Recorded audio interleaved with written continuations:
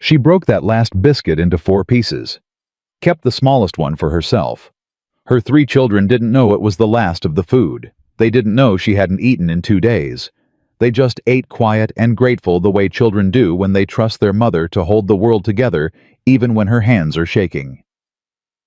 If this story moves you, please subscribe and follow along until the very end.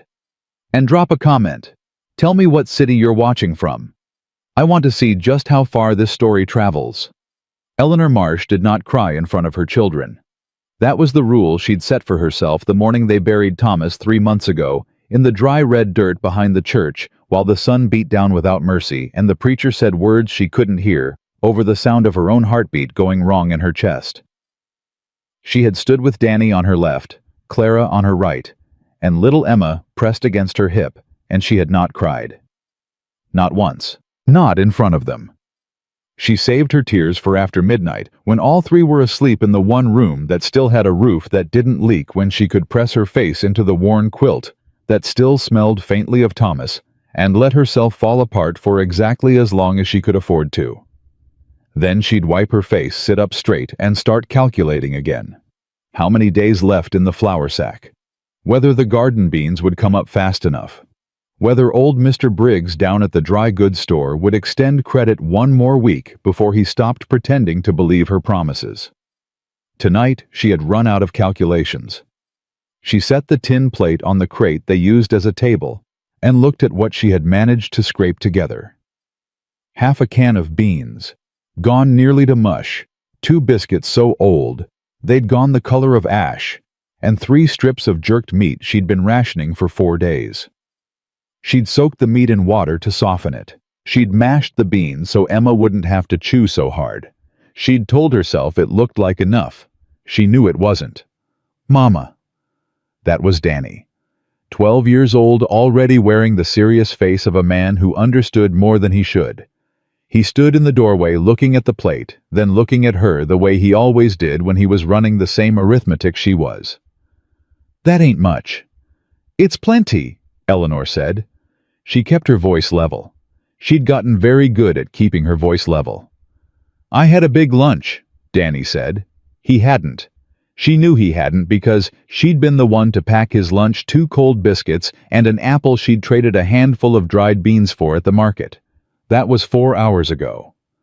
Danny Marsh, she said quietly, don't you dare. He looked at her for a long moment, something old and stubborn moving behind his eyes.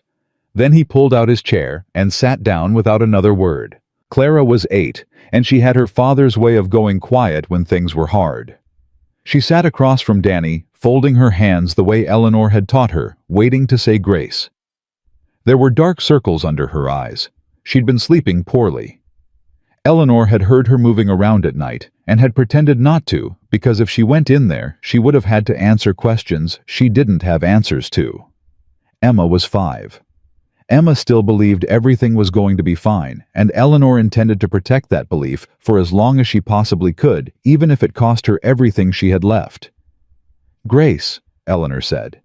They bowed their heads. She said the words. She meant some of them. She didn't mean the part about being grateful for the abundance of the Lord's provision, but she said it anyway, because Emma was listening with her eyes squeezed shut and her little hands pressed together. And that was worth any lie Eleanor had to tell God directly. Amen, they said together. Eleanor divided the food with the precision of a woman who had been practicing this math for weeks. She gave Danny the larger biscuit and half the meat. She split the rest of the meat between Clara and Emma. She gave each of them a portion of the beans. She kept almost nothing for herself, and when Danny's eyes cut to her near-empty side of the plate, she looked away before he could say anything. Eat, she said. They ate. It was quiet except for the sound of Emma's spoon scraping the bottom of her tin cup, and the low moan of the summer wind moving through the gaps in the wallboards, and somewhere out in the darkness, the dry creak of the old windmill that hadn't worked since April. Then Emma looked up and said, "Mama, is there more?" Eleanor had been waiting for that question all evening. She'd rehearsed the answer. "Not tonight, baby." "I'm still hungry." "I know." Eleanor reached across and touched Emma's hair, pale brown and tangled, always tangled. You drink your water. It helps. Water doesn't help, Emma said with the straightforward honesty of a 5-year-old who had not yet learned to be polite about hard truths. Emma, Danny said sharply. It's all right, Eleanor said. She kept her hand on Emma's hair. She kept her voice level. She kept everything level the way she always did, the way she would keep doing until she could figure out the next step and the one after that and the one after that. Drink your water, sweetheart, and then we'll get you to bed, and tomorrow morning I'm going to make breakfast. What kind? Eleanor thought of the flour sack. Nearly empty. The single egg she'd found this morning, which she'd been saving. Eggs, she said. And maybe I'll find some honey for your biscuit. Emma's face lit up like a lantern. With honey? Maybe. That was enough for Emma. She picked up her cup and drank her water, satisfied with the promise of maybe, because she was 5, and she still trusted that her mama could deliver on maybes. Eleanor looked at her hands in her lap and thought, I cannot do this much longer. She didn't hear him approach. That was the first thing that struck her afterward, the fact that a man that size with boots that heavy had come up onto the porch of that shack without a single board creaking under his weight. She'd been at the pump in the side yard, working the handle in the dark, trying to fill the water barrel for the morning, when she realized she wasn't alone. She spun around. He was standing at the edge of the porch light, what little light spilled out from the single lantern she kept burning inside. A tall man, wide through the shoulders, wearing a hat she couldn't see the color of in the dark, and a coat that had seen better years, and boots that had walked a long way to get here.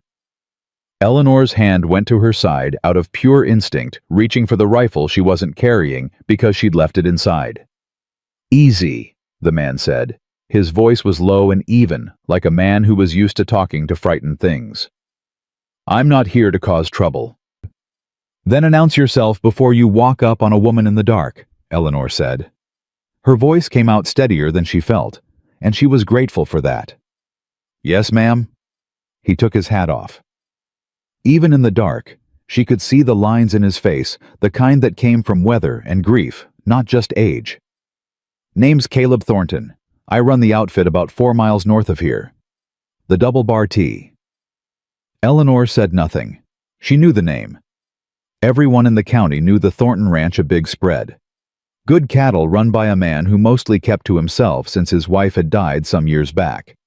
A man people described as hard and fair and not given to conversation. He didn't look dangerous. But she'd also learned that looking dangerous and being dangerous were two entirely different things, and Thomas had taught her that lesson in ways she was still paying for. What do you want, Mr. Thornton? She said. He turned the brim of his hat in his hands. Once, twice, like a man choosing his words carefully. I was riding the fence line, the south fence. He paused. I could see your light. A lot of people can see my light. That doesn't explain why you're standing in my yard at this hour. No, ma'am, it doesn't. He looked at the house, then back at her. I saw through the window. Eleanor went very still. I wasn't meaning to look, he said quickly, and she believed him because the way he said it had the sound of a man who wished he hadn't. I was just passing. But I saw the children, and I saw what was on the table. The silence that followed was the worst kind, the kind where the truth sits in the open air between two people, and neither one of them knows what to do with it. Eleanor lifted her chin. We ate fine, she said. Yes, ma'am.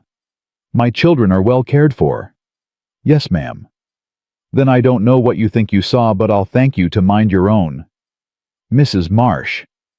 His voice was quiet, but it stopped her. I've got a wagon. I've got a full smokehouse and a root cellar and a cook who makes enough food every morning to feed 8 men and barely feeds 4. I've got a bunkhouse that's half empty and a main house that's been running on 1 lamp in 1 room since a long time. He paused. I'm not offering charity. Eleanor stared at him. What are you offering then? Work, he said. Honest work.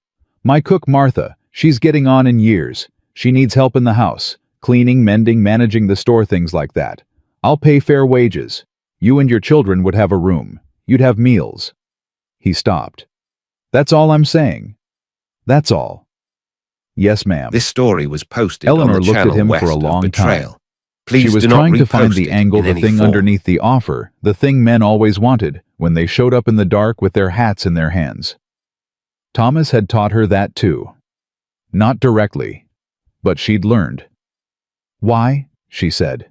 "Ma'am, why would you ride 4 miles out of your way in the dark to make an offer like this to a woman you don't know?"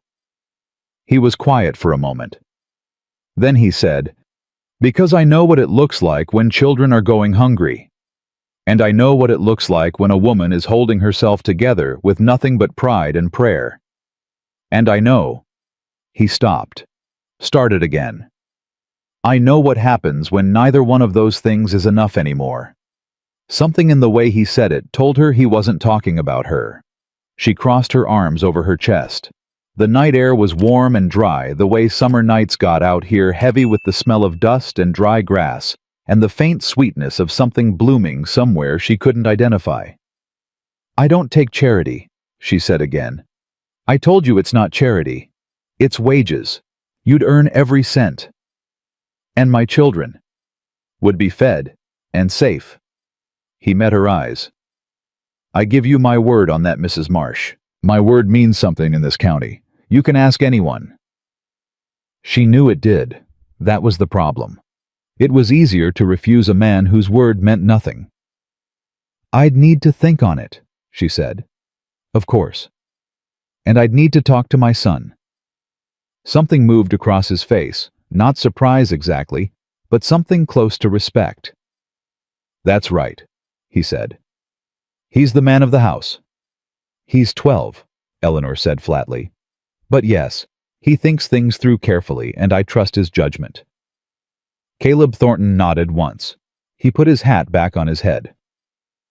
"I'll be back tomorrow at first light if that suits you. If your answer's no, I'll tip my hat and ride on and never bother you again." He turned to leave, then stopped. "Mrs. Marsh." "Mr. Thornton." In the meantime, he reached into the saddlebag on the horse she hadn't noticed was standing quietly at the fence post. He pulled something out and set it on the porch railing without looking at her. "That's not charity either. Consider it an advance on wages." He walked to his horse, swung up into the saddle, and rode into the dark without looking back. Eleanor stood there for a long moment. Then she walked to the porch railing. He'd left a cloth sack. Inside it, a wedge of cured ham, a paper-wrapped block of cornmeal, 4 potatoes, a jar of molasses, and a small paper twist of hard candy. She stood there holding the candy in her hand, and for the first time in 3 months, she almost cried in front of someone. But there was no one there to see her, so she let herself. Danny was still awake when she came back inside. He was sitting on the edge of his cot, in the dark elbows on his knees, in the posture of a boy who had heard everything through the thin walls and was waiting to talk about it. "I heard him," Danny said. "I know." "The Thornton Ranch," Danny said. "That's a good outfit. Pa used to say Caleb Thornton ran his land right." Eleanor set the cloth sack on the table and lit the second lamp. She watched Danny's eyes go to the food, really go to it with the involuntary focus of a child who was hungry and trying not to show it. The way she'd been trying not to show it for weeks. "He's offering work," she said. "For me. Helping in the house." "And us?" Danny asked. "Me and Clara and Emma. Room and board. Meals." She paused. He gave his word. Danny was quiet for a long time, turning it over the way he did, with everything seriously methodically, the way Thomas used to think when he was at his best. "Is it safe?" Danny asked. "I believe it is." "You believe it, or you know it." Eleanor looked at her son. She was so proud of him she could barely breathe sometimes. "I believe it enough to say yes," she said. "But I wanted to ask you." "Because I'm the man of the house." "Because you're my son," she corrected him. and this affects all of us. So I wanted you to have a say." Danny looked at the sack of food on the table. He looked at the closed door behind which Clara and Emma were sleeping or trying to. "What happens?" he said very quietly. "If we stay here." Eleanor could have lied. She was good at lying lately to Emma about the honey to Mr. Briggs, about the money to herself, about how much longer she could hold on. But Danny deserved better than that. He'd been carrying too much of this with her already. "I don't know," she said. "I keep trying to figure the way through, and I keep coming up short, Danny. The garden's not coming up the way I hoped. The credit at the dry goods is—" She stopped. "I'm not sure we can stay here much longer." Danny nodded slowly. He stood up, squared his shoulders in the way she recognized the way that meant he'd made a decision he wasn't going to revisit. "Then we go," he said. "First light. Danny." "Mama." His voice was soft, but it was firm. "Emma asked if there was more. She's not going to stop asking. And Clara's not sleeping. She thinks I don't notice, but I do. And you—" He looked at her directly with eyes that were older than any 12-year-old's eyes had a right to be. "You ate almost nothing tonight. You think I can't count? I've been watching you short yourself for weeks." Eleanor pressed her lips together. "We go," Danny said again. "We go, and we work hard, and we don't take anything we don't earn. And if that man turns out to be something other than what he said he is, then we leave." He paused. "But I don't think he will." "What makes you say that?" Danny glanced at the cloth sack on the table. "He left candy," he said simply. "For Emma. A man who leaves candy for a 5-year-old he's never met, that's not a man who's working an angle." Eleanor looked at the small paper twist of hard candy, red and white striped, Emma's favorite. How had he known she didn't ask? She just stood there in the lamplight, feeling something shift inside her chest that she hadn't let herself feel in so long, she'd almost forgotten the name for it. Not quite hope. Too early for hope. But something adjacent to it. Something that felt tentatively and terrifyingly like the space where hope could live if she let it. "Get some sleep," she told Danny. "We've got a long day tomorrow." He went. She didn't. She sat at the table until the lamp burned low, turning the candy in her hands, staring at the wall, listening to the dry summer wind and the broken windmill and the impossible stillness of a life standing right at the edge of something. She thought about Thomas, what he'd been, and what he'd become, and the gap between those two things that she'd spent 6 years trying to pretend wasn't there. She thought about the mortgage she couldn't pay, the crop that hadn't come in the letter from the bank she'd read 4 times, and folded and put under the loose floorboard where she kept things she couldn't deal with yet. She thought about a man standing in the dark with his hat in his hand saying, "I know what happens when pride and prayer aren't enough anymore." And she thought maybe they're not. Maybe they're not enough. Maybe that's all right. She packed their things by lamplight quietly and methodically, taking only what mattered: the children's extra clothes. The photograph of her mother, Thomas's pocket watch, which she kept not for sentiment, but because she thought Danny might want it someday, when he was old enough to separate the man from the damage. She packed the food Caleb Thornton had left, and did not once tell herself she wasn't taking charity, because tonight she was done lying to herself about the things that kept her children alive. She folded the quilt that smelled like Thomas. She left it on the cot. Some things you carried forward. Some things you left behind. She was only just learning which was which. When she finally laid down, it was almost midnight, and the 3 children were breathing deep and even in the next room, and the summer stars were hard and bright through the cracked window glass. And Eleanor Marsh, widow, mother woman who had not cried in front of her children in 3 months, pressed her hand flat against the bare mattress and said very quietly, to nobody and everybody, "All right, Thomas, I'm going." She didn't mean it as forgiveness. She wasn't there yet. She meant it as goodbye. And in the morning when the wagon came, she would walk out that door with her back straight and her chin up and her children beside her, and she would not look back at the shack or the broken windmill or the loose floorboard with its secrets. She would look forward, She would, for the first time in 3 months, let herself look forward. Caleb Thornton was there before sunrise. This story was Eleanor posted heard on the the channel wagon west before she of the saw it. trail. The Please slow, do not steady creak repost of it in wheels any form. and the quiet blow of horses in the early morning dark, and she was already standing at the door with her coat on and her hair pinned when he pulled up to the fence. She had not slept. She didn't think he had either from the look of him. He climbed down without a word, tied the horses to the post, and walked to the porch. He looked at the 2 flour sacks and the small trunk she'd set outside, and then he looked at her, and she met his eyes directly the way she'd decided last night. She was going to do this straight on, no apologies, no explanations. "We're ready," she said.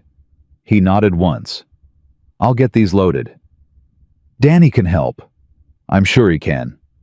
He picked up the trunk without appearing to strain under it. "But I've got it." She turned to get the children and nearly walked into Danny, who was already there in the doorway with Emma on his hip and Clara standing at his shoulder. Emma had her rag doll tucked under one arm and was looking at Caleb with the round, solemn assessment of a 5-year-old, making up her mind about something important. "Is that the man?" Emma said. "That's Mr. Thornton," Eleanor said. Emma studied him with great seriousness as he loaded the trunk into the wagon bed. Then she said, "He's very big." "Emma." "He is, though." Caleb had heard. Eleanor could tell by the way his shoulders moved, something that might have been a suppressed laugh gone before she could be sure. He set the trunk down and turned around, and he actually crouched down. A big man folding himself in half, so he was at eye level with a 5-year-old, and he said, "You must be Emma." Emma blinked at him. "How do you know my name?" "Your mama told me." Emma considered this, then she thrust her rag doll forward. "This is Bess." "Pleased to meet you, Bess," Caleb said with complete seriousness, and Eleanor felt something twist in her chest that she absolutely refused to identify. Clara stepped out from behind Danny and said with the careful politeness of a child who had been raised to be polite even when she was terrified, "Thank you for letting us come, Mr. Thornton." "Thank you for coming," he said. He straightened up and looked at Danny over the children's heads, and something passed between them, man to man, or near enough a look that acknowledged something without naming it. "I can ride up front," Danny said. "Help watch the road." "I'd appreciate that," Caleb said.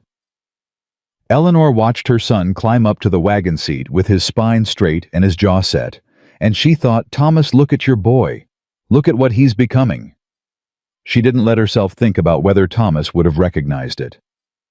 The road to the double-bar tee was 4 miles of hard-packed summer dirt, and Caleb drove the team with the easy quiet of a man who'd made this trip 10,000 times.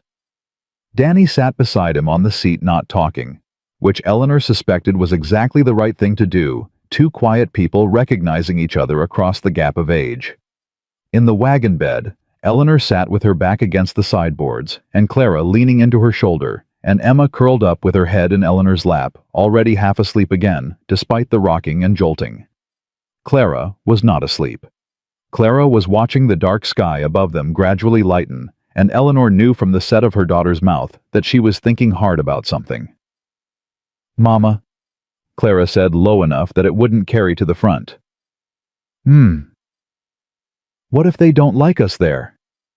Eleanor smoothed Clara's hair back from her forehead. "What makes you ask that?" "Because." Clara paused. "At school and in town. Since Papa died, people look at us different. Like we're trouble." Eleanor kept her breathing even. She knew what Clara meant.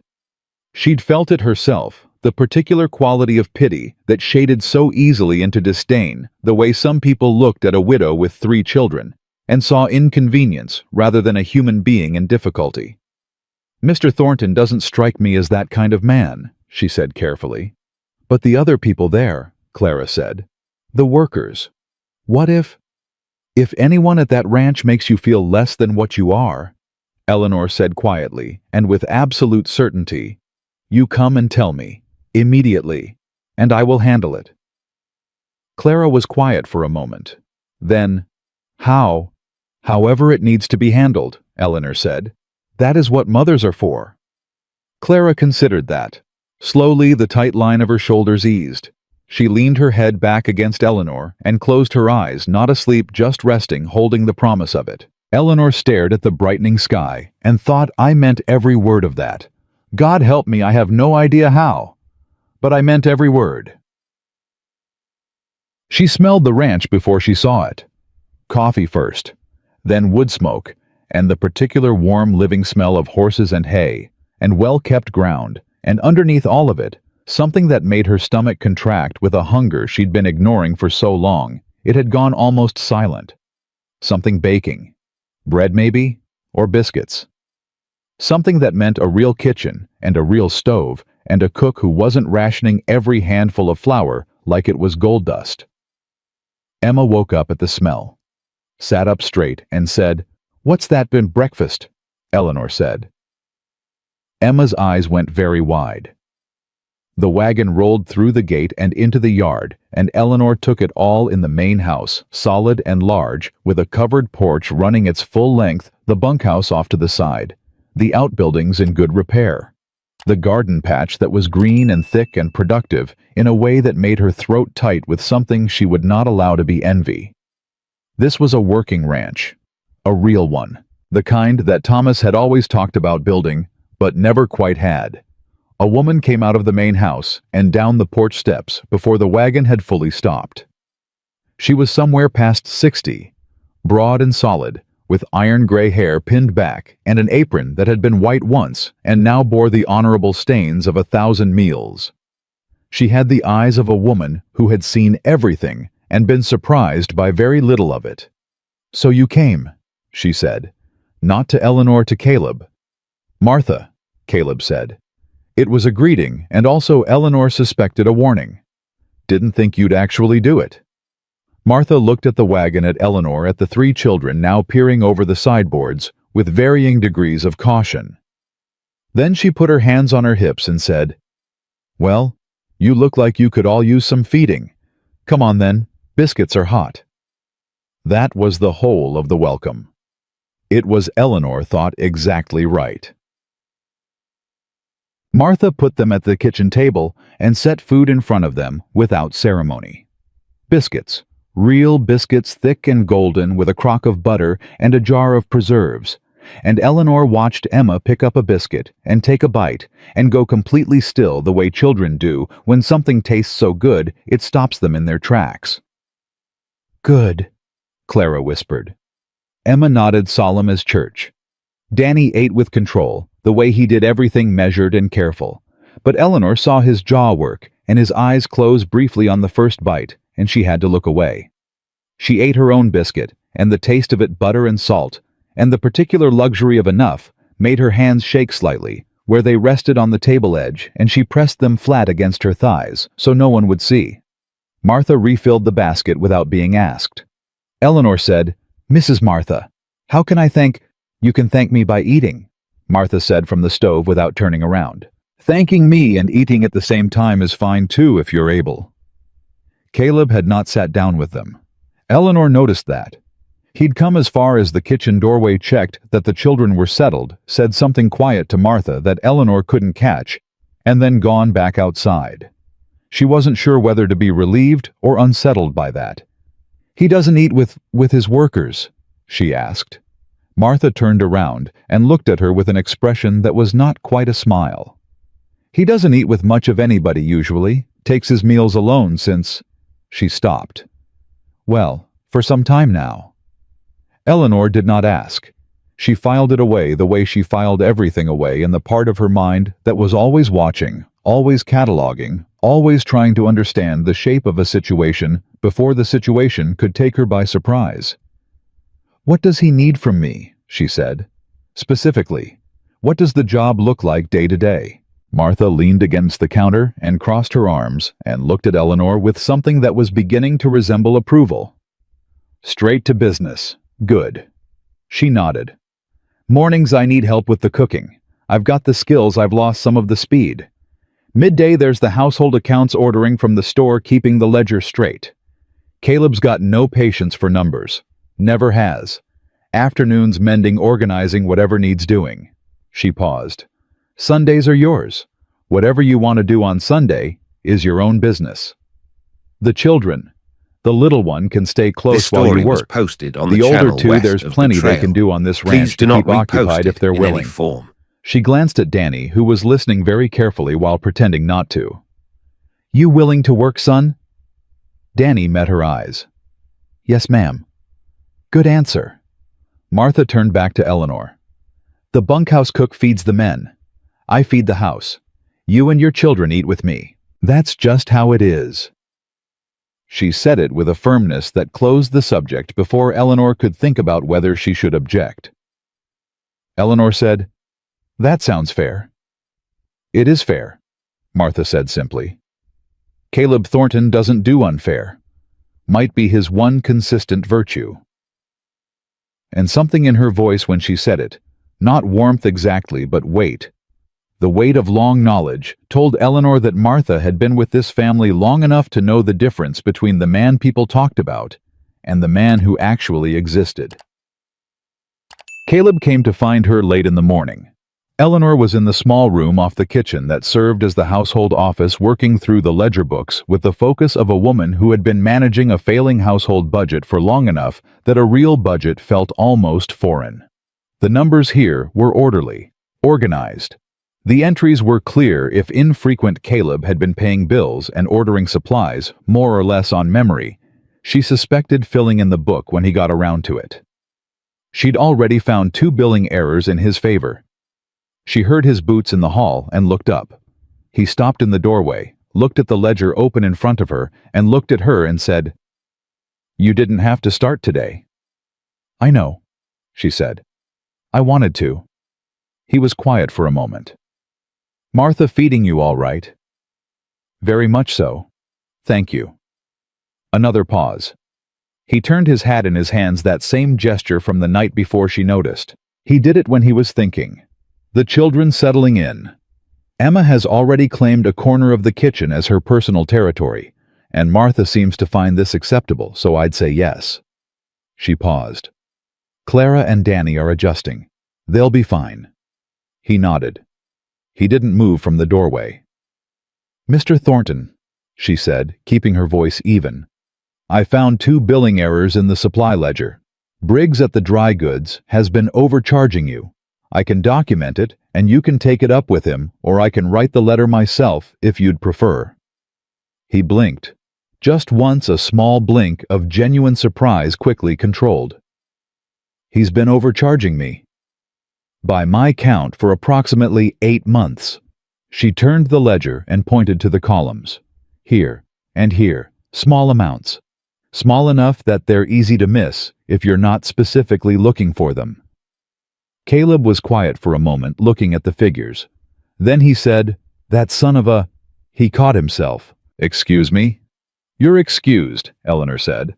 Write the letter, he said. I'll sign it. All right. He looked at her for a moment longer. Then he said, You're good with numbers. Thomas, my husband, he wasn't. She kept her voice neutral. So I learned to be. Caleb nodded slowly. He was reading something in that she could tell, reading the gap between what she'd said and what she hadn't, the way a person did when they were perceptive enough to know that the thing left out was often the most important part. Mrs. Marsh, he said. Eleanor, she said. She wasn't sure why she said it. It just came out. You don't need to keep calling me Mrs. Marsh. Eleanor, then. He said it once, like he was testing the weight of it. If you find anything else wrong in those books, anything at all, I want to know. Of course. And if there's anything you need for yourself or your children, you tell Martha or you tell me. Mr. Thornton. Caleb. She looked at him. Caleb. She said it the same way he'd said her name once, carefully, like something fragile. I'm not accustomed to asking for things. I know, he said. I'm not asking you to be accustomed to it. I'm just asking you to do it anyway. He put his hat on.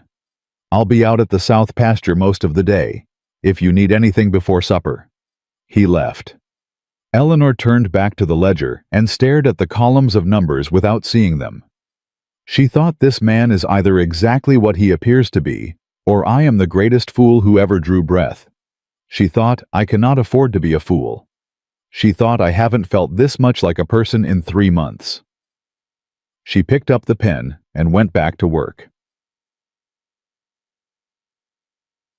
The trouble started at noon. She heard it before she understood. It raised voices from the direction of the bunkhouse, and then the sharp carrying sound of Danny's voice cutting through the others, and Eleanor was out of the office and across the yard before she'd consciously decided to move. There were 3 ranch hands standing in a loose circle, and in the middle of that circle was Danny, and the specific quality of how Danny was standing. Square chin-up hands at his sides. The way he stood when he'd decided something told Eleanor everything she needed to know about the last 5 minutes. The man doing the talking was big, maybe 40, with a sunburned face and a general air of someone who was used to being the loudest voice in any given room. He was grinning in a way that didn't reach his eyes. Just saying, boy, this ain't a charity house. I know that, Danny said. His voice was level. He'd gotten that from her, and she felt a savage pride in it, even as her pulse hammered. I'm not here for charity. My mother works for Mr. Thornton. Sure she does, the man said, and the way he said it, the particular lean he put on the words, made Eleanor's vision go slightly red at the edges. She walked into the circle, and the men parted for her, not because they were being polite, but because something in her face made it the path of least resistance. She stopped in front of the big man, and she looked at him directly, and she said quietly, and with great precision, "My son is 12 years old." The man blinked. "He came out here to see if there was work he could do to help around the ranch," she said. "That is not the behavior of a boy who expects charity. That is the behavior of a boy with more decency than most grown men I have ever met." She paused. "Do we understand each other?" The man stared at her. The other 2 were very still. "Yes, ma'am," he said, and he didn't sound like he was being polite. He sounded like he'd just been brought up short and wasn't sure how to argue his way out of it. "Good." She turned to Danny. "Come inside. Martha needs help with the midday." Danny fell into step beside her without a word. They walked back across the yard, and when they were far enough away, Eleanor reached out and gripped his shoulder once hard and let go. "You all right?" she said. "Yes, ma'am." "You didn't say anything to provoke that." "No, ma'am." "If you had, I'd want to know." "I didn't," Danny said. He sounded certain and young and tired all at the same time. He saw me and said we were charity cases. I told him we weren't. He laughed." He paused. "I don't like being laughed at for things that aren't true." "Neither do I," Eleanor said. "You handled it right." She looked at him sidelong. Mostly. The chin," she said. "When you lift your chin like that, it looks like you're inviting a fight." Danny touched his jaw, surprised. "I didn't know I did that." "You do it," Eleanor said. "Your grandfather did it. It's a family chin." She paused. "It's not wrong exactly. Just be aware of it." Danny walked quietly for a moment, then very quietly. "Is that man going to cause trouble?" "I don't know," Eleanor said honestly. "But if he does, it won't be for you to manage. That's my job." "And Mr. Thornton's?" She hesitated. "Possibly." "Good," Danny said with a 12-year-old's uncomplicated confidence in the natural justice of a large man in authority. And Eleanor almost laughed. She told Caleb at supper. Not the full account, she kept it measured factual, the way she would have written it in the ledger. A disagreement. The man's name, which one of the other hands had given her Holt. What was said. How it resolved. Caleb listened without interrupting. His jaw tightened once at the part about the charity remark. That was the only sign. "I'll speak to Holt," he said. "I've already spoken to Holt," Eleanor said. "I'd appreciate it if you didn't make it worse." He looked at her. "What do you mean worse?" "If you go out there and make a production of it, the other men will talk. And Danny will hear them talking. And right now, he's holding himself together very well, and I'd like to keep it that way." She kept her voice even. "Just let it settle," unless it happens again. Caleb was quiet for a moment. Something moved in his This face that she story was couldn't quite posted on the read. channel west of Betrayal. If it happens again, Please do not repost he it said, in any form. I won't wait for your permission. Fair enough, she said. They ate in silence for a moment. Eleanor and Caleb at the large kitchen table, Martha having taken the children outside to show Emma the garden after supper, Clara trailing them with the expression of someone trying not to show how much she wanted to see the garden. Then Caleb said without preamble, I had a sister. Eleanor looked up. He was staring at his plate, turning his fork in his hand. Younger than Danny was. When things went wrong for our family. After our father died. He paused. She used to lift her chin just like that when somebody said something she didn't like she was daring the world to try her. He stopped. I haven't thought about that in a long time. Eleanor said nothing. She understood in the marrow of her that this was not a man who spoke about these things, that whatever had made him speak about it now was something real and unexpected and not to be interrupted with the wrong word. I'm sorry, she said, when enough silence had passed. It was a long time ago, he said. It doesn't matter how long ago it was. He looked up then, looked at her directly in that measuring way he had, and she met it steadily. No, he said. I don't suppose it does. They finished supper without speaking much after that. But it was a different kind of silence than it had been before. Not empty, not wary, but the particular silence of two people who have each shown the other something true about themselves and are deciding quietly what to do with it. When Eleanor got up to clear the plates, she said, The ledger will be in order by tomorrow morning, and I'll have the letter to Briggs drafted by then too. Thank you, Caleb said. You're paying me, she said. That doesn't mean I can't say thank you. She carried the plates to the sink. Her back was to him, and she was glad of it, because she was smiling, and she wasn't ready to let him see that yet. Outside, through the kitchen window, she could hear Emma shrieking with delight over something in Martha's garden, and Clara's surprised, genuine laugh breaking through, and Danny's voice saying something low that made both girls laugh harder. She hadn't heard Clara laugh like that since before Thomas died. She stood at the sink with her eyes closed and her hands wrapped around a tin plate, and she let herself feel the full weight of this moment. Not joy. Not yet. She was too careful for joy this soon, but something true and solid and worth holding on to. Something that said, this was the right choice. Whatever came next, this was the right choice. The letter to Briggs went out on a Tuesday, and by Thursday, the whole town knew about it. Eleanor found out from Martha, who found out from the feed store delivery boy, who had apparently heard it from Briggs himself, who had told the story in the saloon, in a version where Eleanor Marsh was an ungrateful woman, stirring up trouble from the charity of a man who'd extended her credit longer than she deserved. By the time the story made its third pass around Millhaven, it had acquired details that bore no relationship to the truth, including, and this was the one that made Eleanor set down her coffee cup very carefully on the kitchen table, the suggestion that her arrangement with Caleb Thornton was not strictly professional in nature. Who said that? Eleanor said. Martha's expression was careful. It doesn't matter who said it first. What matters is that it's moving. It matters to me. Eleanor. Martha sat down across from her, which she rarely did during working hours, which meant she was treating this as something outside of working hours. In a town this size, a widow with 3 children moves onto a rancher's property. Inside of 2 weeks, people are going to talk. It doesn't make it right. It makes it predictable. I'm sleeping in the house manager's room off the kitchen, Eleanor said. My children are in the adjoining room.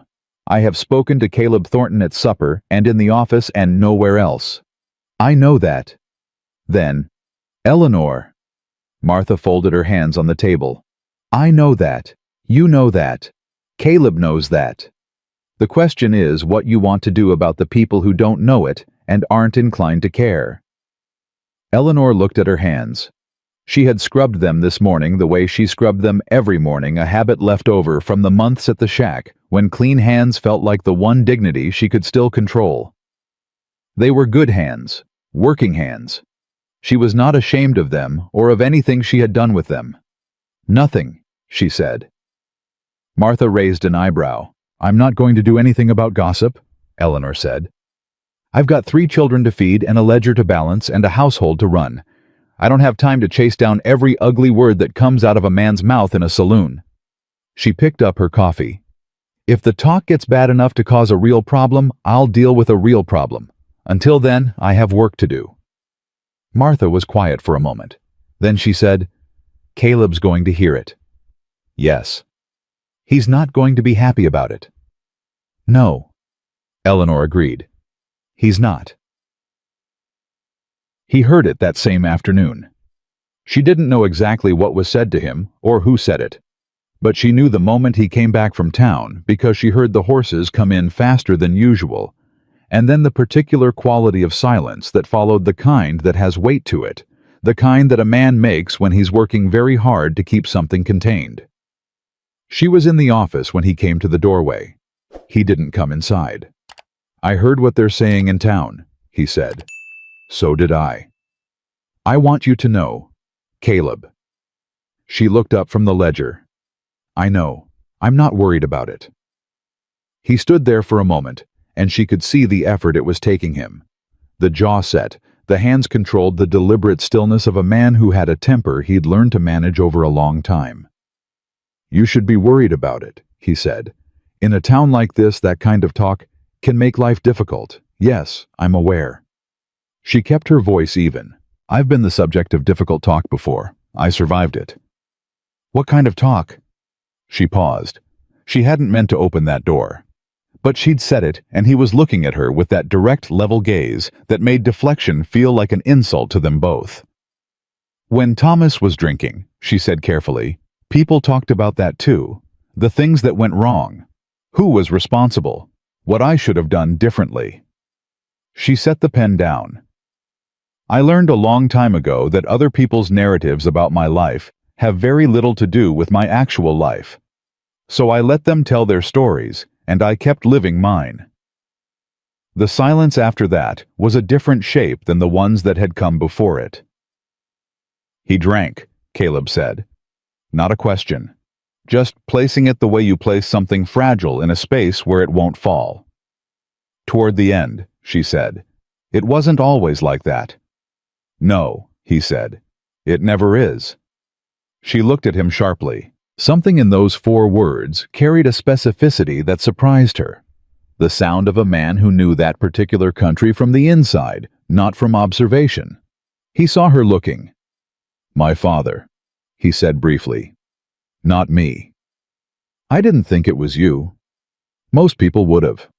I'm not most people. He almost smiled. It was barely there, a crease at the corner of his mouth gone before it fully formed, but she caught it, and it stayed with her longer than it should have. I'll talk to Holt, he said. He's the one who started it in town. I asked you not to make it worse. I'm not asking for permission this time, he said, and his voice was quiet, but it had the quality of something that had made its decision and was done discussing it. Holt works on my ranch. What he says about the people on my ranch is my business. I'll handle it. He left before she could argue. She sat there for a moment, pressing her lips together, caught between irritation and something warmer that she didn't have a name for yet. Then she picked up the pen and went back to work, because that was what she did. Holt was gone by sundown. No confrontation. No scene. Eleanor never saw it happen. One of the younger hands, a boy named Russ, who had taken to following Danny around with something approaching hero worship, told Danny at supper that Holt had packed his kit and ridden out around 4 in the afternoon, and that Mr. Thornton had stood on the porch and watched him go without saying a word. Danny relayed this to Eleanor with careful neutrality, the way he relayed things he had opinions about but wasn't sure he should express. Good, Emma said from her corner of the kitchen, where she was supposed to be eating and was instead feeding small pieces of biscuit to a ranch cat that had adopted her 3 days ago and showed no intention of leaving.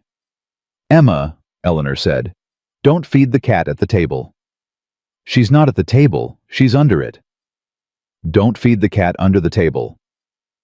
Emma considered the philosophical distinction and appeared to find it wanting. The cat got another piece of biscuit. Clara, who had been quiet through all of this, looked up and said, "Is This story Mr. was Thornton posted going to on the get in channel trouble for West of sending Holt Betrayal. away?" Please do not "Why repost would it he?" in any form. Danny said. "Because Holt will tell people. And people already." Clara stopped, glanced at Eleanor. "I heard some of the other hands talking today." Eleanor set her fork down. "What did they say?" "That we were trouble." Clara said it flatly in the way of someone who has already processed the hurt of it and arrived at the other side. That Mr. Thornton was making a mistake. That a woman with— She hesitated. A woman with a complicated past shouldn't be managing his household. Complicated past, Eleanor repeated. That's what they said.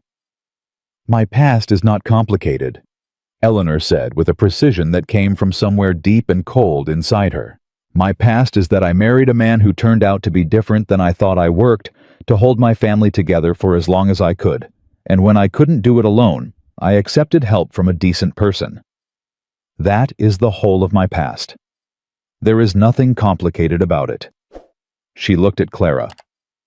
"Don't let other people tell you that difficulty is the same as shame. It is not." Clara held her mother's eyes. Slowly she nodded. Danny said, "If they keep talking, they'll stop," Eleanor said. "Eventually, people get tired of talking about things that don't give them the reaction they're looking for." She said it with more certainty than she felt. What she felt underneath the certainty she was performing for her children was the first thin, cold edge of real fear, not for herself, but for them. For Danny trying to earn respect from men who'd already decided what he was. For Clara absorbing the weight of other people's cruelty with that quiet, unsurprised dignity that broke Eleanor's heart precisely because a child should be surprised by cruelty. For Emma, who was still young enough that the cat under the table was the most pressing issue in her world, and Eleanor was fiercely, desperately determined to keep it that way for as long as possible. The papers arrived on Friday morning. A man rode up to the gate just after breakfast. A thin man in a town suit, not a local, with a leather satchel, and the air of someone delivering news he was personally glad not to be the recipient of. He asked for Mrs. Eleanor Marsh by name. Eleanor came out to the porch herself. The man handed her an envelope and said, "I'm instructed to ensure you receive this personally, ma'am." And the formality of it, the legal sound of it, turned something cold in her stomach. She waited until he'd ridden away before she opened it. She read it twice. Then she sat down on the porch steps, which she never did. Eleanor Marsh did not sit on steps. She did not slump. She held herself together in public at all times, and she sat there with the paper in her hands and read it a third time, because 3 times hadn't changed what it said. But she kept thinking, surely she was missing something. Surely there was a part of this that made sense. Martha found her there 8 minutes later. "Eleanor." Martha's voice sharpened immediately, the voice of a woman who recognized crisis by its shape. "What is it?" Eleanor handed her the papers. Martha read. Her expression didn't change, which was its own kind of answer. "The bank," Eleanor said. "Thomas took a second loan 6 months before he died, against the property. I didn't know about it." She heard her own voice level and strange and very far away. "I knew about the first mortgage. I knew we were behind on it. I didn't know about the second one. He didn't tell me." She stopped. "The bank is calling it due. The whole amount. 30 days. "How much?" Martha said. Eleanor named the number. Martha's silence was answer enough. "I don't have it," Eleanor said. "I never had it. I don't even—" She pressed her hand flat against her knee, a gesture to stop her hands from shaking. "There's no property left to attach. The bank already knows that. What they want?" She stopped again. She looked at the paper. "The property was in my name. That means the debt is in my name. Which means they can come after your wages," Martha said. "Yes." The word sat there between them in the hot summer morning air. Martha sat down beside her on the porch steps, which Eleanor suspected Martha had not done in at least a decade, based on the sound it made. "How long have you known about the first mortgage?" she said. "Since Thomas died. The bank sent notice 2 weeks after. Eleanor laughed, and it came out wrong, thin and hard at the edges. I'd been trying to figure out how to cover that. I never knew there was a second one behind it. He must have... She stopped. She would not say what he must have done with the money. She had a pretty good idea, and naming it felt like picking open something she'd worked very hard to close. I need to think, she said. I need to figure out what my options are. Your options, Martha said, include telling Caleb. No. Eleanor. No. She stood up. She folded the papers. She put them in her apron pocket, which was not big enough for them, so they stuck out at the top, which was undignified, and she was too shaken to care. This is not his problem. I came here to work, not to bring my catastrophes through his door.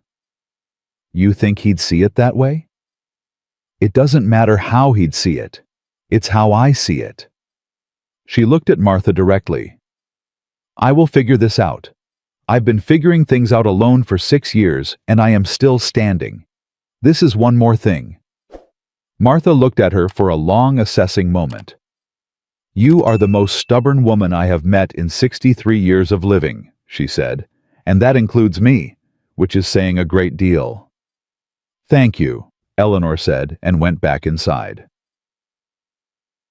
She spent Friday evening going through every number she knew, her wages, the timeline of the debt, what a lawyer might cost if she contested the terms, whether there were grounds to contest, whether Thomas had signed anything she hadn't been told about, whether she had any legal standing at all, as the surviving spouse of a man who had apparently been conducting financial business she'd had no knowledge of. The more she calculated, the worse it got. She was still at the desk at midnight when she heard boots in the hallway and Caleb's voice quiet on the other side of the office door. The lamp's been on in there for 5 hours. She said nothing.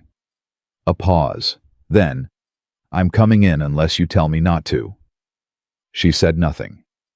He came in.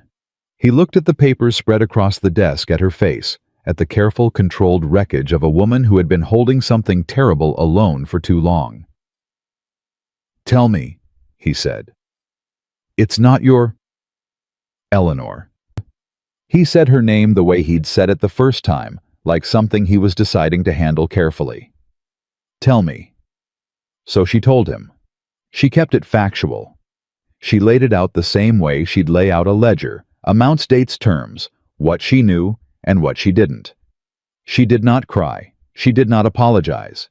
She told him the truth about Thomas and the loan and the debt and the 30 days, and she told him she was working on options, and she expected to find a way through, and she watched his face while she talked, and she watched something move through it that started as anger and came out the other side as something quieter and more dangerous. When she finished, the silence was thick. He borrowed against your property without telling you, Caleb said. Yes. While he was drinking. I believe so. And you've been carrying this. I've been carrying it, she said steadily, the same way I've been carrying everything else, one day at a time. Caleb stood up from the chair he'd taken across from her.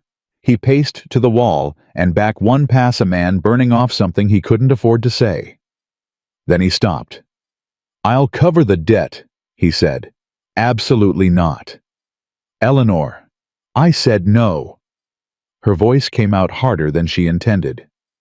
I will not be in debt to you. I came here to work. I am working. I will find another way. There isn't another way in 30 days on a household wage. Then I'll find a lawyer and contest the terms. The loan was made without my knowledge or consent. There may be grounds. That will take months and cost money you don't have. Then I'll find the money. How? He wasn't shouting. His voice was still low, controlled, but there was something raw in it now. Frustration and something beneath frustration, something that sounded like it was about more than money. Tell me how, Eleanor, because I've been watching you hold yourself together with pride and grit since the minute I met you, and I have been... He stopped, pressed his jaw shut, started again more carefully. You don't have to do everything alone, that's all I'm saying. I've been doing everything alone for a very long time, she said. I know how. I know you know how, he said. That's not the point. Then what is the point? He looked at her across the desk. This In the story lamplight, was his face posted on was the all channel shadow West and of angle, Betrayal. and she could not Please do not entirely read it, repost which it in any frustrated her, form. because she was good at reading people she had learned to be out of necessity, and Caleb Thornton had places she couldn't quite reach. The point, he said, is that you're in my house, and your children are sleeping 20 feet from where we're standing, and some banker in town is about to come after you because your dead husband made decisions behind your back, and I am in a position to stop it. He paused. Let me stop it. And then what? She said. Then I owe you. Then the balance shifts. Then I am not here as a worker, I'm here as... She stopped. The word she'd been about to say was a charity case, which was the thing she'd been fighting against since before he'd ever knocked on her door. I don't know what I'd be, she said, but not what I came here to be. A person who accepted help, he said quietly. That's all. The silence went on long enough that she could hear the night insects outside the window, and somewhere in the house the soft sound of Emma talking in her sleep, the way she did sometimes short murmured fragments of dream conversation. Eleanor looked at the papers on the desk. She thought about Danny, who had stood square-chinned in a circle of hostile men and not backed down. She thought about Clara, who had absorbed cruelty with dignity and refused to be diminished by it. She thought about Emma, who still believed that honey on a biscuit was a reasonable promise, and that cats under tables were a natural part of daily life. She thought about what would happen to all three of them if she let her pride cost them the one stable thing they'd found since Thomas died. A loan, she said. Caleb blinked. If you pay the bank debt, I'll treat it as a loan. Against my wages. Formal terms, written down, witnessed. She kept her voice flat and precise. I'll pay back every cent at a fixed monthly amount until it's cleared. You'll charge me interest. I will not charge you interest. You will charge me interest, or we won't do this at all. She met his eyes. I am not a charity. I am not a hardship case. I'm a woman who needs a short-term loan at a fair interest rate, and if you want to help me, that is the form it takes. Those are my terms. Caleb looked at her for a long measuring moment. Then he said, 2%. 3. His mouth moved. It was definitely almost a smile this time. You're negotiating the interest rate up. I want you to take the money seriously, she said. Low interest tells me you don't really think of it as a loan. 3%, he said. Written down. Witnessed. Yes. He nodded once. I'll have it at the bank Monday morning. Thank you, she said. The words came out less steady than she intended, and she looked back down at the desk before he could see her face fully. I'll have the formal terms drafted tomorrow. Eleanor. She didn't look up. Yes. Thomas was a fool, he said. Not for the drinking or the money, for not knowing what he had. She pressed her lips together hard. She heard him cross the room. She heard his hand briefly lightly touch the doorframe as he left a sound rather than a gesture, a small thing barely there. She sat very still for a long time after he'd gone. Outside, the summer night was dark and warm and full of insects and stars, and Emma murmured something in her sleep, and Eleanor pressed both palms flat against the desk, breathed in, breathed out, and let herself for exactly 30 seconds fall completely apart. Then she wiped her eyes, picked up her pen, and started writing the loan terms. She would hold herself together. She always had.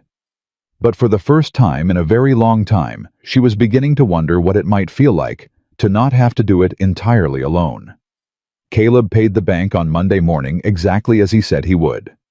Eleanor knew, because she was the one who drafted the bank letter, calculated the exact amount, including the penalties Thomas's silence had accrued, and handed Caleb the sealed envelope at breakfast without comment. He took it without comment. That was how they operated now, with the clean efficiency of two people who had looked at something real and honest in each other and decided wordlessly to keep moving forward. The formal loan agreement sat in the office drawer, signed and witnessed by Martha, who had pressed her lips flat when she read the interest terms, and said nothing, which was how Martha expressed both disapproval and respect simultaneously. What Eleanor had not anticipated was how the bank's response would travel.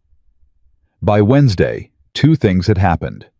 First, the rumor in town shifted from the ugly version Holt had been circulating to something more complicated and therefore more interesting. A widow woman had arrived at Thornton's ranch with nothing and had identified a billing error in his supply accounts and had sent a formal demand letter to Briggs within her first week, and now apparently a legal debt that had been weighing on her since her husband's death was being resolved through a private loan agreement with formal written terms.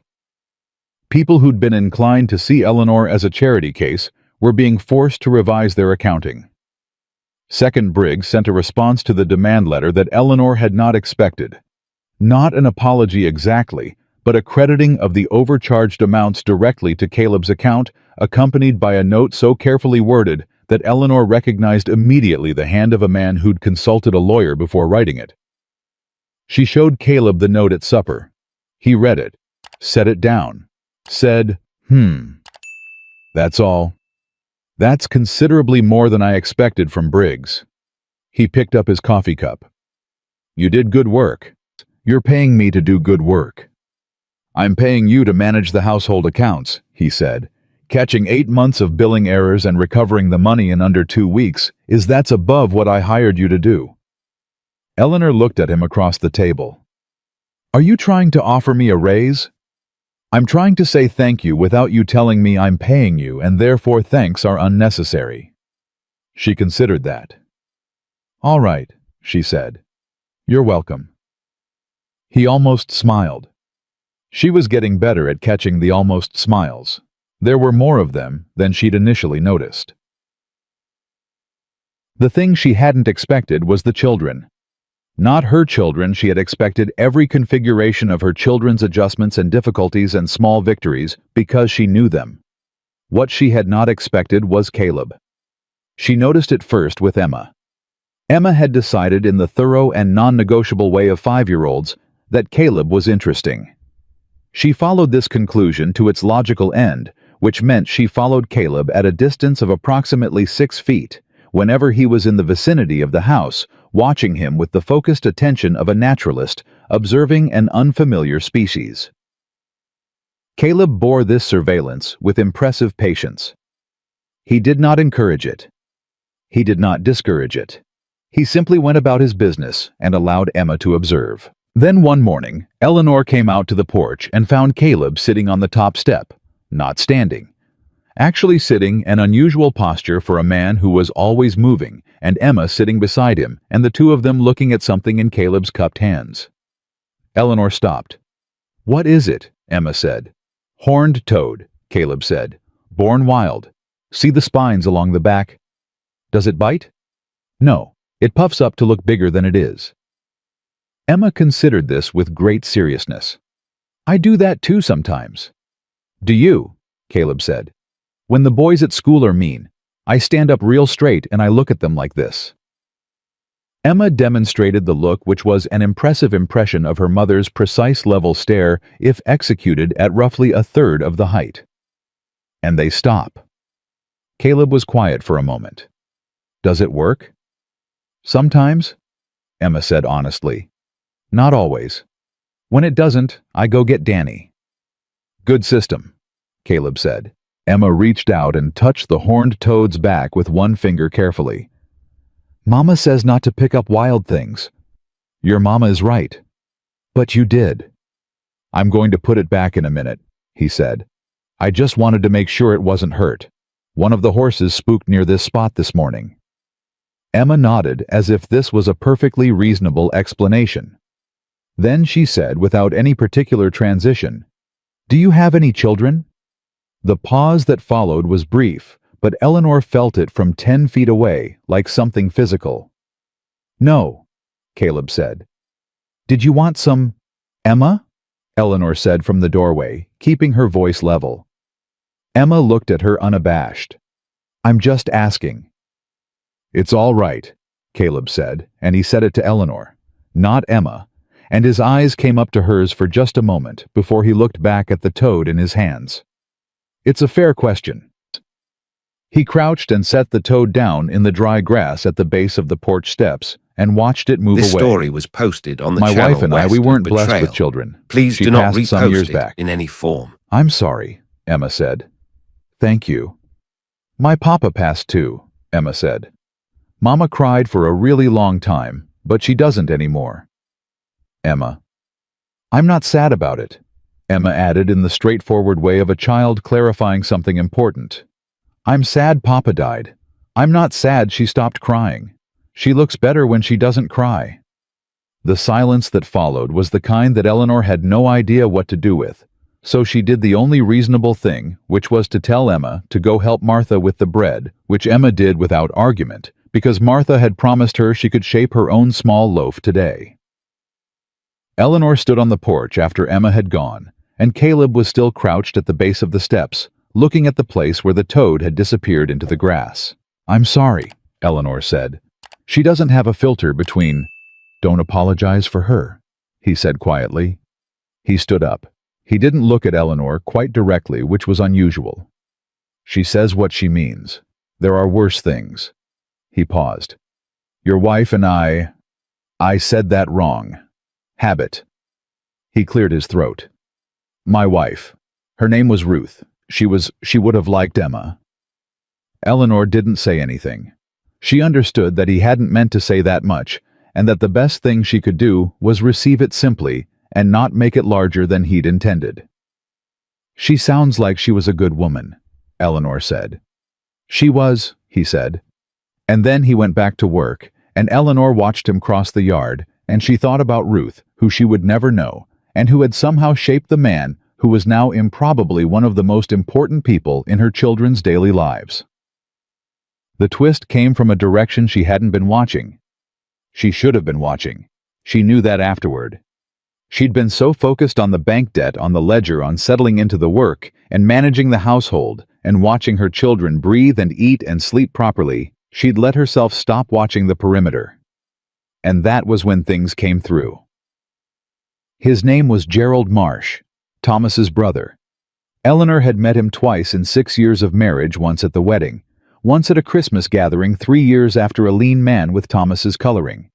But none of Thomas's better qualities. The kind of man who calculated everything he said before he said it, in a way that had made her uneasy, even when she'd had no specific reason to distrust him. She'd asked Thomas once why Gerald never visited, and Thomas had said too quickly that they'd had a falling out over business years back, and left it there. She understood now, in the cold way you understand things, when you can no longer ask the person responsible for them, that the business falling out and the second hidden loan might have involved the same originating story.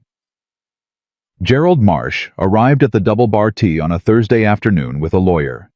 Eleanor was in the garden with Emma when the buggy came through the gate.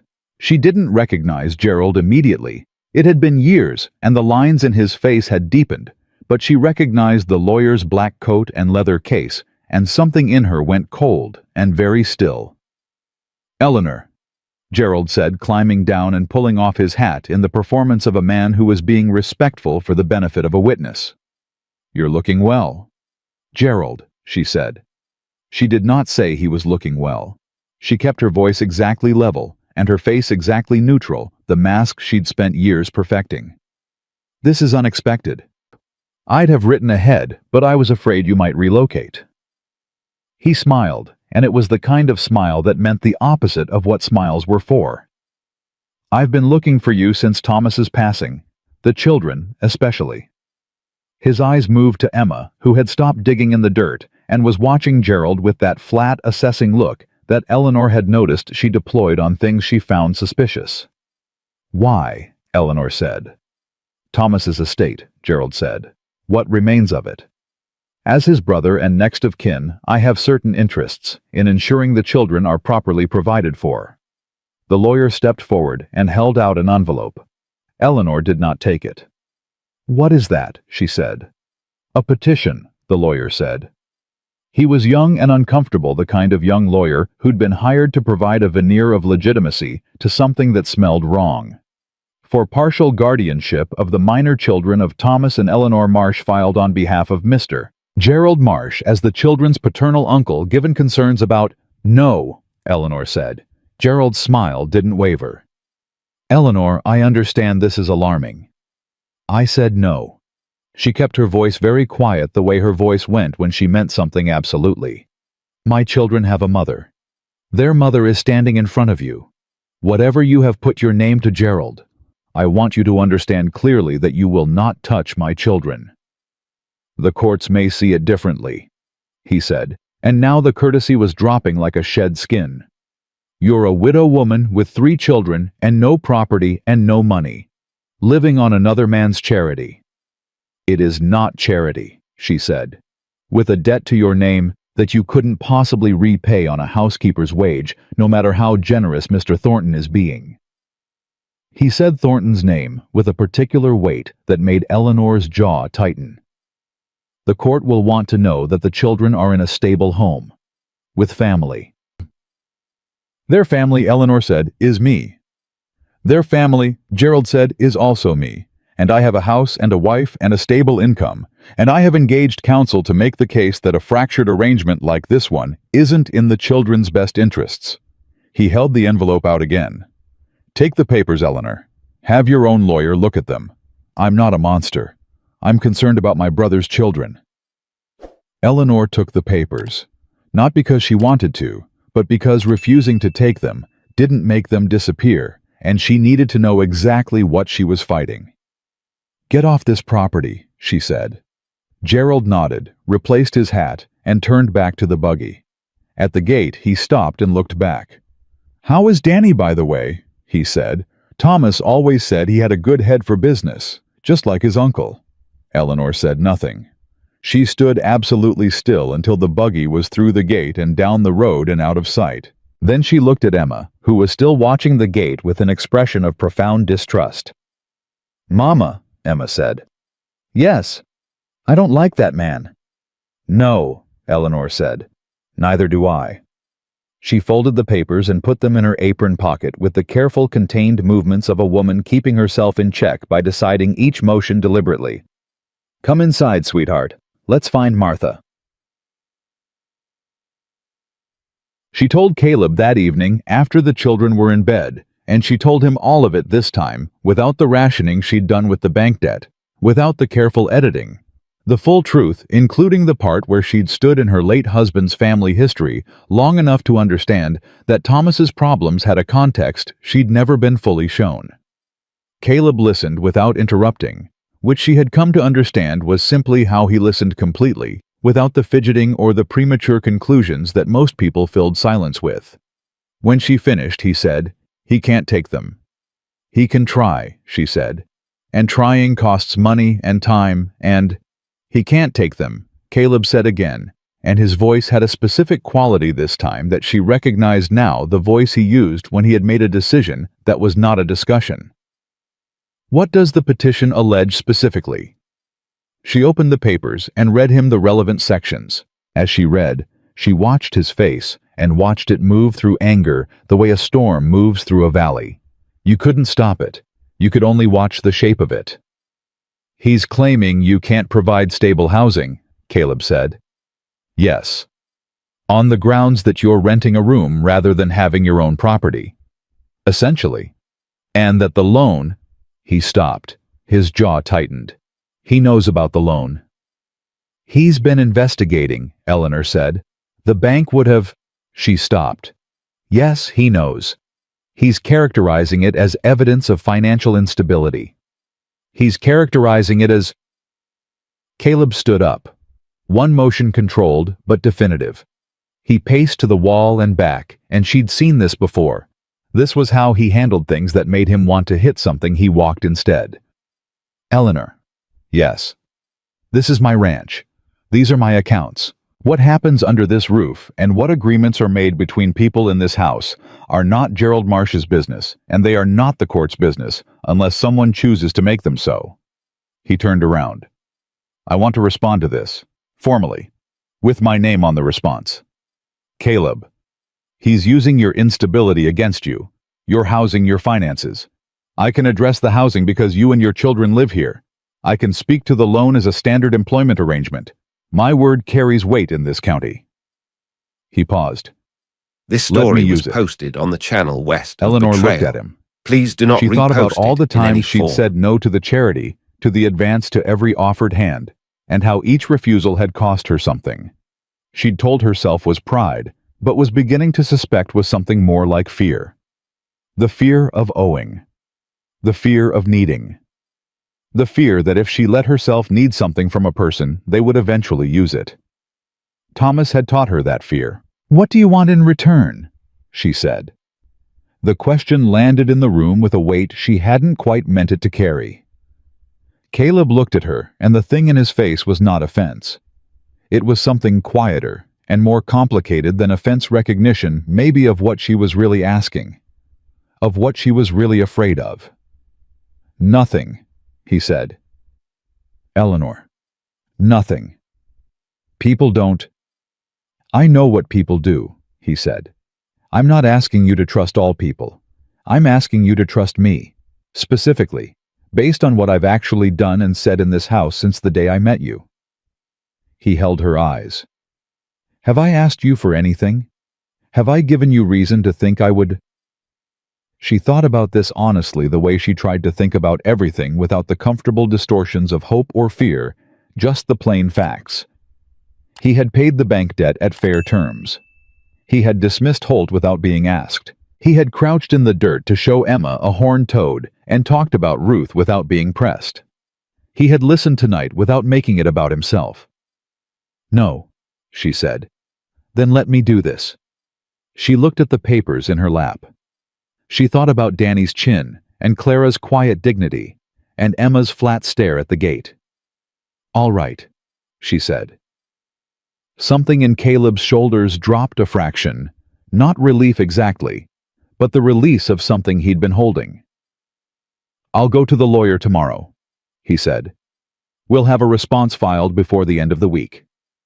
"Thank you," she said. "You're welcome," he said. And then, because he was learning too, no argument. "I'm learning," she said quietly. He looked at her for a moment, and there was something in his face she wasn't sure she had the right to name yet, but she was aware of it. She had been aware of it for some time. She'd been careful not to look at it directly, the way you don't look directly at something bright because you're not certain yet whether it's light or fire. But she knew it was there. "Eleanor." His voice was different now, softer, more careful, the voice he used for things that cost him something. "Yes." He stopped, looked at his hands, then at her. "When this is resolved, when Gerald is gone, and the court papers are answered, and your children are safe." He paused again, as if choosing each word from a small and precious supply. "I'd like to talk to you about something. About what this is. What we're—" He stopped. "I'm not saying it right." "No," she said. Her voice was very quiet. "But I understand what you mean." "Do you?" "I think so." She folded the papers and held them in her lap. "I'd like that, when this is resolved." He nodded once. He looked at her for a moment longer, and in that moment, she let herself look back, really look, without the careful management she usually applied to her gaze, and what she saw was a man who had This been story alone was for a posted very on the long channel time west and of was only Betrayal. just beginning Please to do let not himself repost stop. it in any form. She recognized that. She knew that country. "Get some sleep," he said. "We've got a fight ahead." He left. She sat in the quiet of the office with the papers in her lap and the lamp burning low and the summer night pressing warm against the windows, and she thought, "Gerald Marsh, you chose the wrong widow. She thought, you have no idea what is standing between you and my children." She thought, "Neither did I 2 weeks ago." She pressed the papers flat against the desk and started reading them again, this time looking not for the parts that frightened her, but for the parts she could dismantle line by careful line, the way she'd dismantled Briggs's billing errors methodically, precisely, without sentiment. By the time the lamp burned out, she had 7 specific counter-arguments written in the margin. She went to bed without fear. She lay in the dark and listened to Emma's dream murmurs, and Clara's even breathing, and somewhere down the hall, the creak of the old house settling into the night, and she thought, I have been fighting alone for so long. I forgot what it felt like to have someone stand beside me. It felt she was beginning to understand like this. Not easy, not certain, not without its costs and complications, but solid, like ground that would hold. She closed her eyes and let herself, for the first time in longer than she could remember, fall asleep without calculating what the morning would cost her. The lawyer's name was Edmund Price, and he had been practicing law in Millhaven County for 31 years, which meant he had seen most things and been surprised by very few of them. He had not, he admitted to Caleb on Friday morning, seen a guardianship petition quite this thin in a very long time. The petition relies almost entirely on financial instability, Price said, spreading the papers across his desk and looking at them with the particular expression of a man identifying the weak points in an opponent's structure. Which means, the moment you demonstrate stability, the petition loses its legs. He looked at Caleb over the papers. You're prepared to testify to the nature of Mrs. Marsh's employment here. I am, Caleb said, and to the loan arrangement. Full terms, written and witnessed. 3% interest. Monthly repayment scheduled against wages. Every cent documented. Caleb's voice was flat and precise. It is not charity. It is a standard private loan of the kind made between employer and employee in this county every other week. I will say that on the stand under oath as many times as the court requires. Price nodded slowly. And the housing situation, she and her children are residing on your property in your household. In the household manager's quarters, Caleb said. Standard accommodation for a live-in household manager, which is what she is. Gerald Marsh's lawyer will characterize it differently. Gerald Marsh's lawyer is welcome to characterize it however he likes. The facts don't change. Price looked at him for a moment, the look of a man who was reading something beyond the words being said. Mr. Thornton, he said carefully, is there anything about the situation that Gerald Marsh could use to complicate the characterization? Anything that isn't strictly professional in nature? Caleb met his eyes directly. Not yet, he said. Price was quiet for exactly 3 seconds. Then he picked up his pen. All right, he said. Here's what we're going to do. Eleanor didn't know what Caleb had said in Price's office. He came back that afternoon and told her the response would be filed by Monday and that Price was confident and that she should let him handle the legal maneuvering from here. And Eleanor, who had spent 36 years handling everything herself, said, all right, and meant it. And that alone told her how much had shifted inside her in the past 3 weeks. What she focused on instead was Danny. Danny had been quiet since Gerald's visit, not the regular quiet, not the thoughtful, self-contained quiet she'd learned to read as his natural state. This was a different quiet. Tight. Watchful. The quiet of a boy carrying something he hadn't told his mother about. She found her moment on Saturday morning, when Clara had taken Emma to help Martha in the kitchen garden, and the house was briefly unusually still. Tell me, she said. Danny looked up from the bridle he'd been oiling, a task Russ had shown him, one of the small pieces of real ranch work he'd been quietly absorbing over the past weeks. Tell you what, whatever it is you've been carrying since Thursday. He set the bridle down. He looked at his hands, the way Caleb looked at his hands when he was choosing words carefully, and Eleanor noticed the resemblance and felt something complicated move through her. Uncle Gerald talked to me, Danny said. Before he left. Eleanor went very still. When? While you were reading the papers. He came around the side of the house. He was only there for a minute. Danny's jaw set. He told me that Papa had written him a letter, before he died. He said Papa wanted him to look after us if anything happened. Danny. He said Papa didn't trust you to manage on your own. Danny said it quickly, like pulling a splinter, the way you said something that hurt when you'd decided it needed to be said. He said Papa told him that you were... This story was posted on the stopped. channel West What? of Betrayal. Eleanor said. Please do not repost Proud it to in the any point form. of foolishness, Danny said. That you'd rather let us starve than ask for help. That a woman alone couldn't... He stopped again. His voice had gone thick, and he was fighting it the way he fought everything with his jaw and his spine and the sheer refusal to give ground. He said Papa knew it. He said that's why he arranged things with Gerald. So Gerald would be there when things fell apart. The room was very quiet. Eleanor looked at her son, 12 years old, holding Thomas's words in his mouth like something he'd swallowed wrong, and she thought very carefully about what to say next, because this was the moment. This was the one she'd carry, and so would he. Your father, she said, was not wrong that I am proud. Danny looked at her. I am, she said. I have been in ways that have cost us. You know that better than most because you've been watching me manage it all your life. She paused. But Danny, your father wrote that letter. And then he went and borrowed money he didn't tell me about. And he didn't tell me because he knew I would have said something. He knew I would have asked questions and pushed back and held him accountable. She kept her voice level. That is not foolishness. That is the reason he hid it from me. Danny was very still. Gerald Marsh is not here because your father sent him to protect you, Eleanor said. Gerald Marsh is here because Gerald Marsh is calculating what he might be owed. Do you understand the difference? Slowly, Danny nodded. What you said to me 3 weeks ago, Eleanor said. In the shack. You said if that man turns out to be something other than what he said he is, we leave. Do you remember? Yes. Gerald Marsh is something other than what he says he is. She held her son's eyes. And Caleb Thornton has been exactly what he said he was from the first night to today. That is also something you've been watching.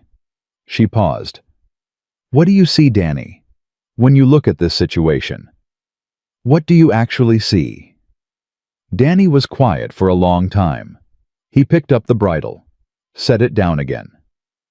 I see, he said slowly, a man who didn't have to do a single thing he's done, and did it anyway. Yes, Eleanor said. And I see an uncle who drove 4 hours to show up with a lawyer. He paused. For children, he's met twice. Yes. Danny nodded, once the decisive nod, the one that meant the decision was made and the revisiting was done. What do you need me to do? Eleanor felt something in her chest unlock that she hadn't known was locked. Be yourself, she said. That's all. Just be exactly who you are. He picked up the bridle and went back to work. The hearing was set for Tuesday. Eleanor wore her best dress, which was not impressive by town standards, but was clean and pressed, and she wore it the way she wore everything, with her back straight and her chin level, and the air of a woman who knew exactly who she was and was not asking for anyone's permission to be it. Martha had braided Clara's hair that morning without being asked, a long, careful braid that Clara kept touching the way you touch something you're not sure is real. Emma had been given strict instructions to be quiet in the courtroom, which meant she would probably last 8 minutes before asking a question about something she'd observed, but Eleanor was prepared to manage that. This story was posted Danny on the walked into channel the courthouse West of beside Betrayal. Eleanor as though Please he do not belonged there. repost it in any Gerald form. and his lawyer were already seated. Gerald nodded at Eleanor in the performance of a man being civil. Eleanor looked through him with the precision of a woman who had decided he did not exist in any form that required acknowledgement. She felt Caleb come in behind them. She didn't turn around. She didn't need to. Judge Harlan Beebe had been on the bench in Millhaven County for 22 years, and he looked at Gerald Marsh's petition over his spectacles with the expression of a man who had very limited patience for the wasting of his Tuesday morning. Gerald's lawyer made his case in 20 minutes. Financial instability. No permanent housing. A private loan arrangement of ambiguous nature. The children's best interests requiring the stability of blood relations and a settled home. He was good. Eleanor would give him that. He arranged the facts like furniture, moved them into positions that cast different shadows than they actually cast. Then Edmund Price stood up, He introduced Caleb's written testimony regarding Eleanor's employment wages, terms, responsibilities, the recovered billing amount that she'd identified within her first week. He introduced the loan agreement formal, and witnessed and read the terms into the record in their entirety, including the interest rate, which caused the judge to raise an eyebrow and look at Eleanor with something that might have been respect. He introduced Martha's testimony written and signed regarding the household and Eleanor's management of it and the condition of the children in her care. Martha had not, Eleanor noted, been gentle with Gerald's characterizations. Martha was not gentle with much. Then Price said, "Your Honor, I'd like to call Mr. Caleb Thornton." Caleb took the stand with the same stillness he took everything. No performance, no posturing, the absolute economy of a man who knew what he was and saw no reason to dress it up. The judge looked at him. "Mr. Thornton, you run the Double Bar Tea." "Yes, sir." "Mrs. Marsh is employed in your household." "She is. As household manager. She manages the accounts, the domestic staff, the supply ordering, and the household budget. She identified and recovered a billing discrepancy in the first week of her employment that amounted to 8 months of overcharging from the primary supply vendor." He said it without inflection. "She is the best person I've hired in 12 years of running that ranch." Gerald's lawyer said, "Mr. Thornton, regarding the private loan arrangement. What about it? Would you characterize it as a standard employer-employee arrangement?" "Yes." "Despite the personal nature of the circumstances." Caleb looked at the lawyer steadily. "The circumstances of the loan are that Mrs. Marsh discovered after her husband's death that he had taken out a second mortgage without her knowledge. The debt was attached to her name. I offered a private loan at standard terms to allow her to address it. She negotiated the interest rate herself and insisted on formal documentation." He paused. "If that is not a professional transaction, I don't know what one looks like." "Are you saying there is no personal dimension to your relationship with Mrs. Marsh?" The question landed in the courtroom the way those questions always did, with weight intended to imply something that couldn't be said directly. Caleb looked at the lawyer for a long moment. "I'm saying," he said, "that Eleanor Marsh is a woman of considerable integrity who manages my household with more competence than it has seen in years, and that her children are safe and fed and housed, and in the care of a mother who has sacrificed more for them than most people manage in a lifetime. That is my testimony." He paused. "The personal dimension of anyone's relationship with anyone in my household is not the court's business, unless the court can demonstrate it has harmed those children, and it has not." The courtroom was very quiet. Gerald's lawyer sat down. The judge ruled in 45 minutes. Petition denied. Insufficient grounds. The minor children of Thomas and Eleanor Marsh to remain in the sole legal custody of their mother Eleanor Marsh, with no further standing for Gerald Marsh to petition on grounds of financial instability, given the documented and witnessed terms of her current employment and housing arrangement. Gerald stood up fast enough that his chair scraped the floor. "Your Honor, I want to appeal." "You are welcome to appeal, Mr. Marsh," the judge said, removing his spectacles. "I would advise you to consult with your attorney about the likelihood of success before you spend the money. Court is adjourned." Gerald turned to Eleanor. His civility had finished. "This isn't over," he said. "You've traded one debt for another. You think that man—" "I think," Eleanor said very quietly, "that you should leave, now. And I think that if you come near my children again, without a court order in your hand, you will learn very quickly what I'm capable of when someone threatens what I love." She held his eyes. "Do we understand each other, Gerald?" He looked at her. He looked at the thing in her face that she was no longer bothering to contain. He left. Outside on the courthouse steps in the bright, hard summer light, Clara grabbed Eleanor's hand and held it with both of hers, and Emma said, "Did we win?" in a voice that carried entirely too far, and Danny stood with his hands in his pockets and his chin at the correct angle level, not lifted, he'd been working on it, and looked at Caleb. "Thank you," Danny said. 2 words direct man to man. Caleb looked at him for a moment. "You're welcome," he said. "No qualification, No deflection. He received Danny's gratitude the way a man receives something that matters. Martha, who had come into town for the hearing and was standing at the bottom of the steps with her arms crossed and an expression of profound satisfaction, said, "I believe I have earned a piece of pie. Eleanor, you're buying." "Martha, I'll buy you the whole bakery," Eleanor said, and she laughed a real laugh, full and unguarded, the kind she hadn't heard in her own voice in so long it startled her a little. Clara looked up at her. "Mama, you laughed." "I know. You sound like yourself," Clara said, quietly, without drama. Just the observation of a child who had been waiting to hear that sound for a very long time. Eleanor squeezed her hand. She didn't trust herself to speak for a moment. That evening after supper, after the children were in bed, Emma asleep inside. 4 minutes Clara reading by lamplight. Danny already gone quiet, in the way that meant he was working something through and would emerge from it by morning. Eleanor went out to the porch. Caleb was already there. She hadn't planned this. She suspected he hadn't either. They both simply ended up there in the warm dark of a summer evening, standing at the porch rail with the night sounds around them and the ranch settled and still. She stood beside him, not close enough to mean something it didn't mean, close enough to be honest. "I need to say something," she said. "All right." "I have been—" She stopped, started again. "Since Thomas. Since before Thomas, if I'm being truthful.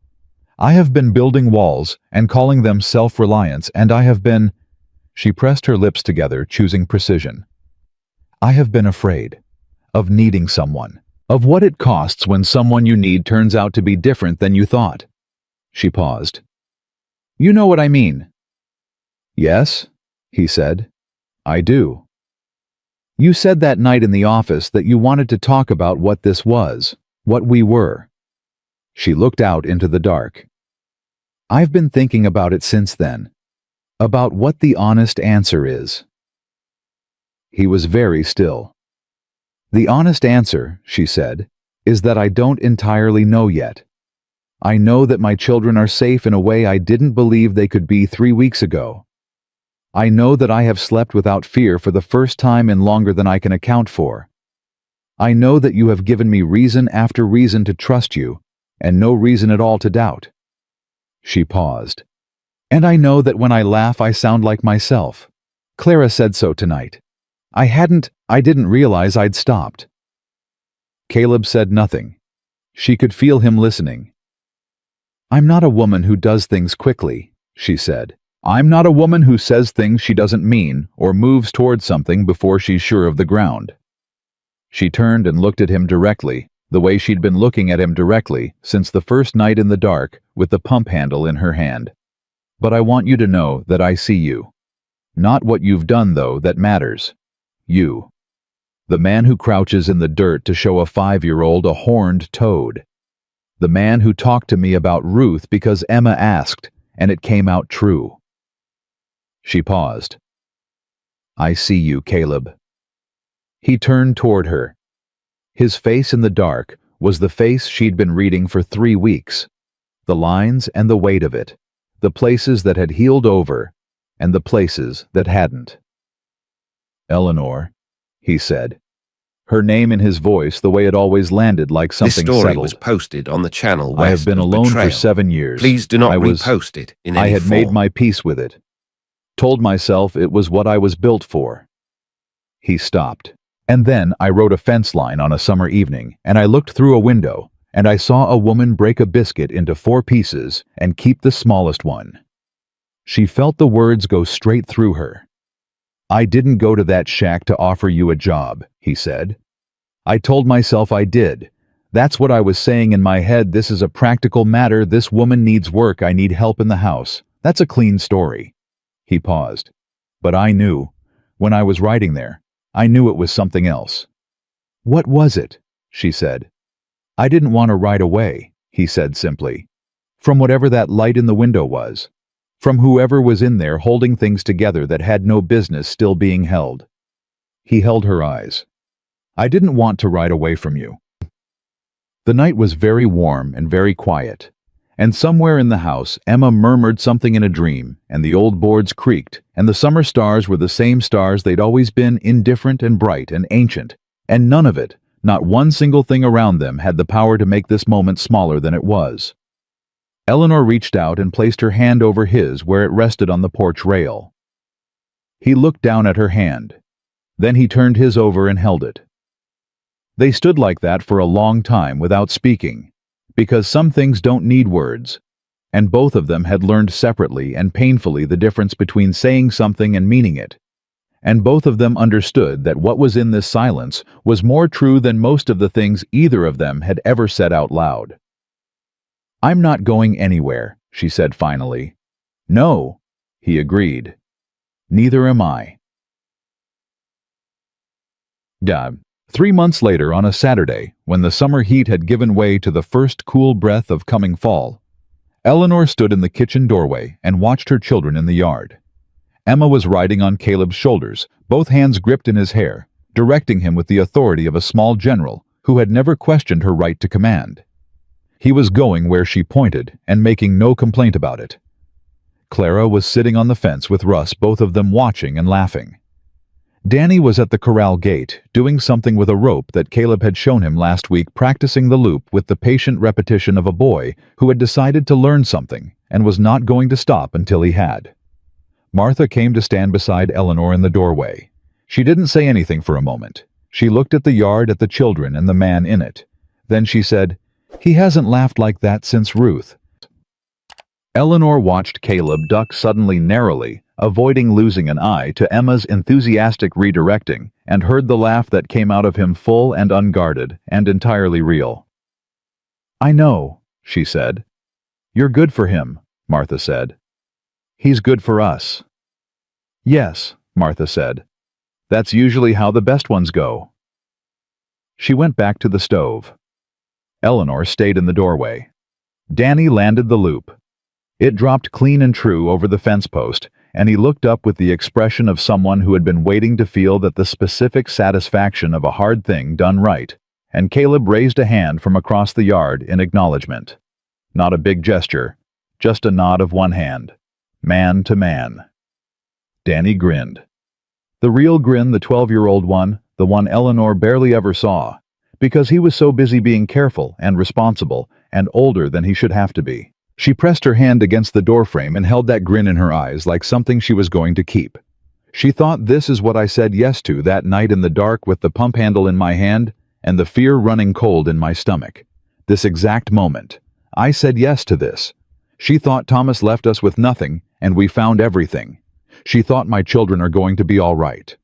Not because the world had gotten easier, not because the hard things had stopped being hard, or the past had rearranged itself into something prettier than it was, but because she had stood in the wreckage of one life and chosen deliberately, stubbornly, against every instinct that told her to need no one to build another one, and she had not built it alone.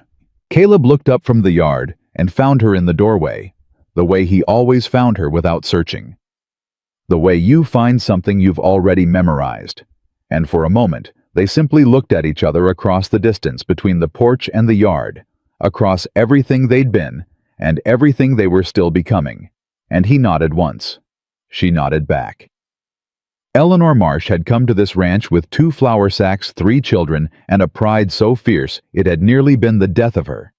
She was leaving that pride in the yard where it belonged, not abandoning it because a woman's dignity was not a thing to be abandoned, but setting it down in its right size, in its right place, alongside something larger and truer, and worth every terrifying step it had taken to reach. She straightened her shoulders. She went inside to help Martha with supper. And for the first time in longer than she could measure, Eleanor Marsh was exactly where she was supposed to be, and she knew it in her bones and her hands, and the steady, unfrightened beat of her heart. She was home.